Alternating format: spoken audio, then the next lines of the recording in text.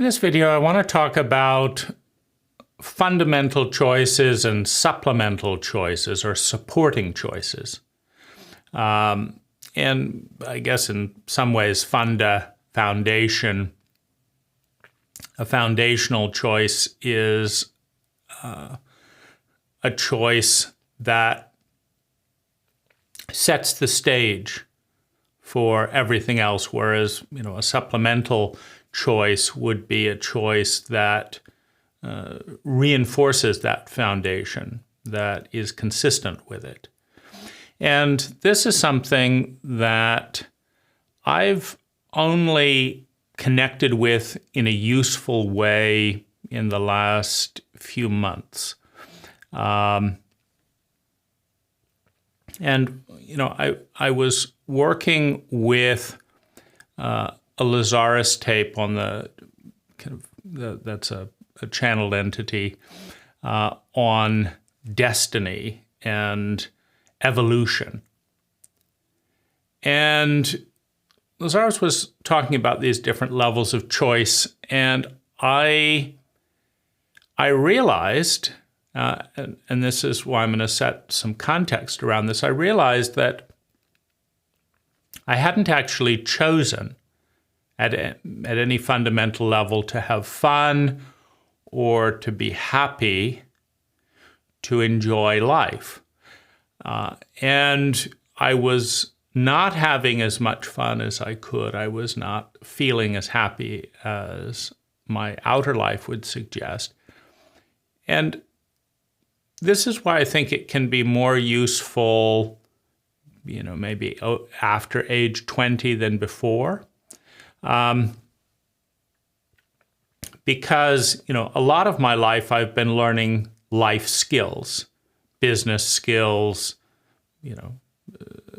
how to provide a quality service to other people, how to fix problems, how to build a house, how to cook, how to travel. And without these skills, just laying in a crib and not being able to talk or do anything, the choice to be happy, the choice to be fun is, to have fun is less potent, because there's no pathway to act on it. Similarly, the art of making and the art of investing money provides a larger probability field, a larger possibility field when it comes to these fundamental choices. But I realized that a lot of, that I have a tremendous amount of time, a tremendous amount of money, a tremendous amount of skill, and I haven't organized it around a positive choice. And so there's no leading pattern of thought. And as a result, I'm just as stressed, just as anxious, just as fearful, just as dubious about the future and my day than I was without that money, without that skill, without that free time, and without all the opportunity. And so in that context, the idea of making a fundamental choice, and I would say without that context, if it doesn't make sense, doesn't connect, then master skills, develop competency in useful areas. Just ask yourself, what are the areas that I could potentially provide the most value to the most number of people? And the most value is always the most amount of sustainable well-being. How could I facilitate sustainable well-being in a way that other people could understand and receive? Well, if you get really good at that, then your money can open up. And with money opening up, your time can open up and still maintain your responsibilities. And with money and time opening up your possibility field opens up. But that's no assurance in any way that you will stop feeling shame or anxious, etc., because those are just opening up the possibility field. Now that you have a bigger possibility field, and mostly you're opening up the upside, right? Because you can know nothing, you can be poor, you can be incompetent, and you can have no goals and no ambition, and you can still have a miserable life.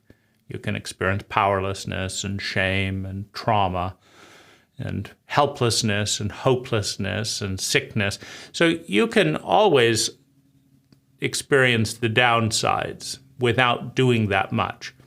So when I say opening the possibility fields, I mean you've still got the possibility of the downside, but now you've got the possibility of the upside as well. You're opening up the upside, where an intelligent person can look at that and say, yeah, you could travel for 3 months right now. You could eat delicious food here. You could do that. There's a pathway, right? And the pathway is you take out your credit card, you put it in this slot, you go to this place with your car or a plane or whatever, and you could do those things without having to, buy a gun and hold people up. Give me some good food, which of course kind of ruins the fun. You've got to induce fear, get what you want out of fear. It's more fearful for you because that type of behavior isn't, tolerated very easily, and it's not as much fun for other people, which again, if you're at all aware and sensitive, well then when other people around you are miserable, it's harder to have a good time, right? So it opens up the upside possibility, and as that opens up, there's no default. In my own experience, there's no default that says, now that I could have a lot of fun, I feel a lot of fun. Now that I could, feel incredibly happy, that I feel incredibly happy. Now that I could feel gratitude, I feel lots of gratitude. Now, actually, on that piece, I have noticed spontaneous wells of gratitude, meaning as I've become more successful and have more options in a variety of ways and can see that, moving into the future, gratitude has come very naturally and in a beautiful way. But joy, happiness, fun, not so much. Little moments. But so this is the arena for a fundamental choice. In the space created by competency, in the space created by opening real possibility fields, I can now choose to have fun, choose to be happy, choose to enjoy life, choose to laugh. And one, it doesn't seem insane because, if you're living in a ghetto and choosing to have fun, it's still intelligent to choose to have fun in a ghetto, for example. But, in a concentration camp while your friends are being starved and you're dying, I'm grateful for life. It is a form of transcendence, and if you're stuck in a concentration camp and can pull off the psychological maneuvers, why not? But it's not what we aspire to. Every day I wake up grateful that I'm homeless and dying early and all of this. It's not what we aspire to. So it makes a little bit more sense, when we get our lives together. And so I'm working with this fundamental choice to have fun, to be happy. And what I notice is, and then the supplemental choices. So I'm going to meditate twice a day. That's, what I do. And I'm going to get some aerobic exercise. I'm working that, into the routine. I'm going to eat a delicious breakfast. I'm going to make these plans. I'm going to do this breathing exercise to support that choice. Those are supporting activities. But what I find the most remarkable, and so I'm remarking on it, is the fact that, like, I woke up this morning and said, I feel happy. I choose to be happy. There was this wonderful feeling. Now, that went forward, kind of emanating out about 2.5 feet. And then I took a detour. I said, well, what would it not look like to be happy? So so there's curiosity, like what would it not have done that? Or, I thought about, my enjoyment of someone, and I thought, well, what's it like when I complain about that person rather than enjoy them when I complain about them?